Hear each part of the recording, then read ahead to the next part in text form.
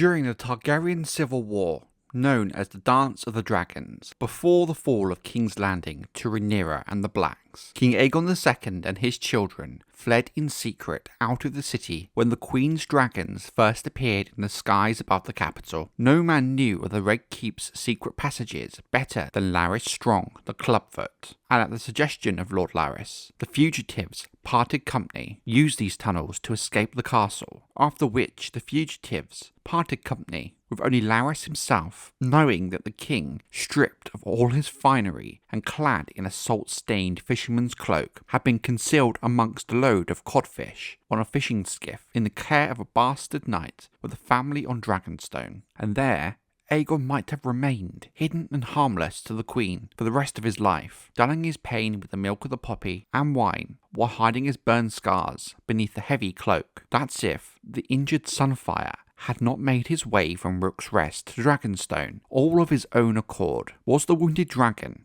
with his half-healed broken wing, driven by some primal instinct to return to his birthplace? Or did he somehow sense the presence of King Aegon on the island, across the long leagues and stormy seas, and fly there to rejoin his rider? Who can know the heart of a dragon? Though his torn wing had mended enough for him to fly, it had healed at an ugly angle, and it remained weak. Sunfire could no longer soar, nor remain in the air for long, but must needs struggle to fly even a short distance. Yet the dragon crossed the water of Blackwater Bay regardless. It was Sunfire that the sailors of the Nysaria had seen attacking the dragon Grey Ghost. The cannibal had been blamed, but Tom Tangletongue, a stammerer who had heard more than he said, had piled the Volantines with ale, making note of all the times they mentioned the attacker's golden scales. The cannibal, as he knew well, was black as coal, and so the two Toms and their cousins in their small boat to seek out Grey Ghost's killer. The Burn King and his maimed dragon each found new purpose in the other. From a hidden lair on the desolate eastern slopes of the Dragonmont, out of the view of the island's residents,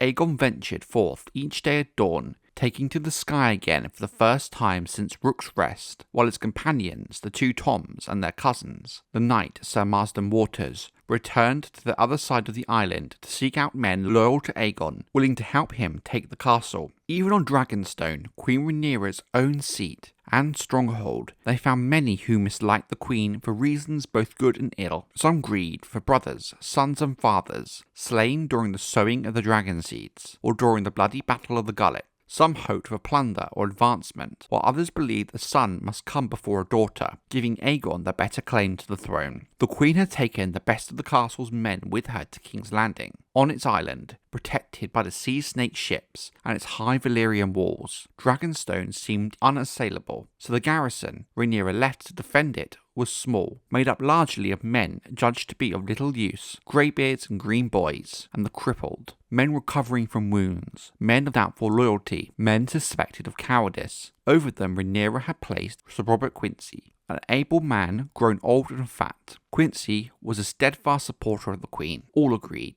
but some of the men under him were less loyal, harbouring certain resentments and grudges for old wrongs, real or imagined. Prominent amongst them was Sir Alfred Broom. Broom proved to be more than willing to betray the Queen in return for the promise of lordship and lands, and of course, gold, should Aegon II regain the Iron Throne. His long service with the garrison allowed him to advise the king's men on Dragonstone's strengths and weaknesses, which guards could be bribed or won over, and which must need be killed or imprisoned. When it came to the fall of Dragonstone, it took less than an hour. Men working with Broom opened the postern gate during the hour of the ghost to allow Sir Marsden Waters, Tom Tangletongue, and their men to slip in the castle unobserved. While one band seized the armory, another took Dragonstone's Lil Guardsman and Marshal-at-Arms into custody. Sir Marsden surprised Grand Maester Gerardus in his rookery, so no word of the attack might escape by Raven. Sir Alfred Broom himself led the men who burst into the Castellan's chambers to the surprise of Sir Robert Quincy. As Quincy struggled to rise from his bed, Broom drove a spear into his huge pale belly. The fool Mushroom, who knew both men well, says Sir Alfred Broom disliked him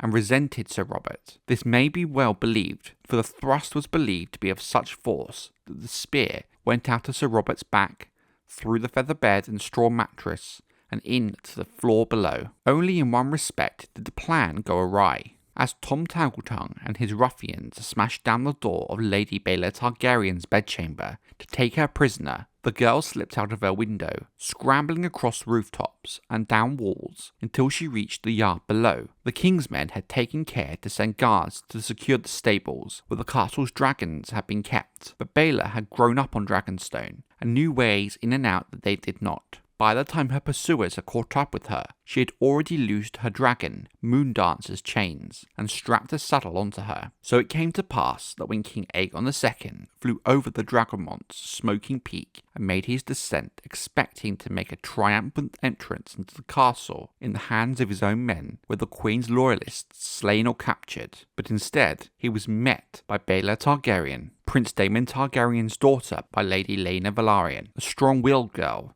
fearless as her father. Moondancer was a young dragon, pale green with horns and crests and wing bones of pearl. Aside from her great wings, she was no larger than a warhorse and weighed less. She was very quick, however, and Sunfire, though much larger and older, still struggled with his malformed wing and had taken a fresh wound from the dragon Grey Ghost. They met amidst the darkness that comes just before dawn, shadows in the sky lighting the night with their fires. Moondancer eluded Sunfire's flames, eluded his jaws, darted beneath his grasping claws, and then came around and raked the large dragon from above, opening a long smoking wound down his back and tearing at his injured wing. Watchers below said that Sunfire lurched drunkenly in the air, fighting to stay aloft, while Moondancer turned and came back at him, spitting fire. Sunfire's answer was with a furnace blast of golden flame, so bright that in the yard below it looked like a second sun, a blast that took Moondancer full in the eyes. Like as not, the young dragon was blinded in an instant,